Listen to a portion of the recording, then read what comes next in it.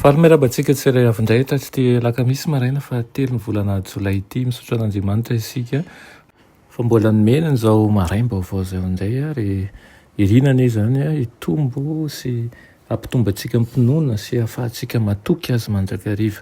Alohan'ny derantsika ny amin'ny mofonainana io dia vavakisika. Ry Tompoandriamanitra eo mbola ve-pisaoranao izahay ny amin'ny fitantananao, misaotra indrindra ireo izay miay anay manokana ary mamelombelona amin'ny fanahinay. Miteza ianao mba hivahiny sy hitoetra mihitsy amin'ny tontolo rehetra misy anay. Anaro izay ary mangataka ny fahendrena fiainao aminao. Aminaran'i Jesosy, amen. Lohateny mofonainantsika androany dia manao hoe efa nampitandrina izy saingy vitsy ny aino.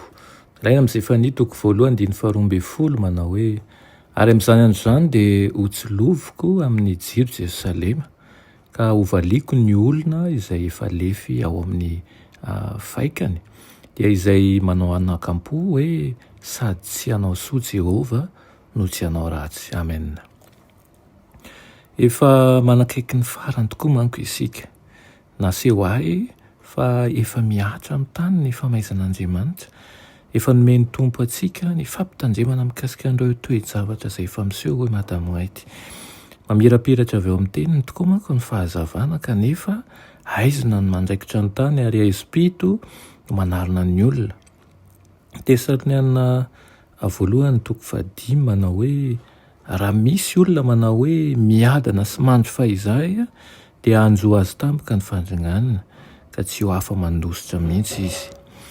Atiditsika ny mamakafaka ny anton'izany aizina mahatsiravina izany mba ahafahantsika mandositra ny lalana efa nitondra fahadison-kevitra lehibe teo amin'ny lehilahy sy ny vehivavy maro.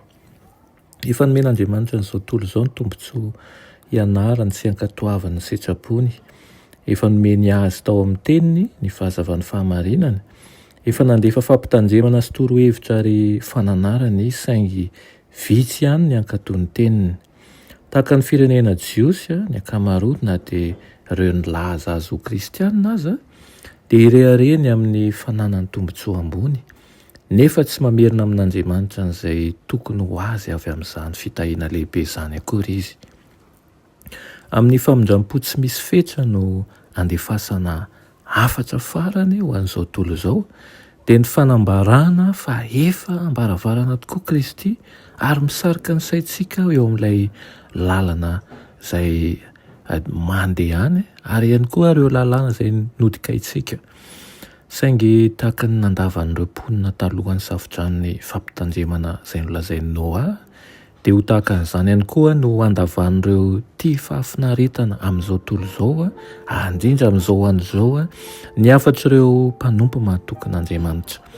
Efa nandefa fampitandremana manokana ny mpanavitra antsika izay be fangoram-po eo anatrehan'ireo loza izay hanodidina ny mpanaradia azy.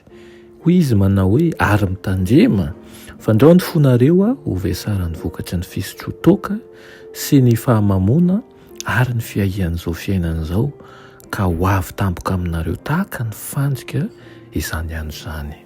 Amen. Ry Tompoandriamanitra eo misaotra anao Tompo amin'izany fampitandremana izany.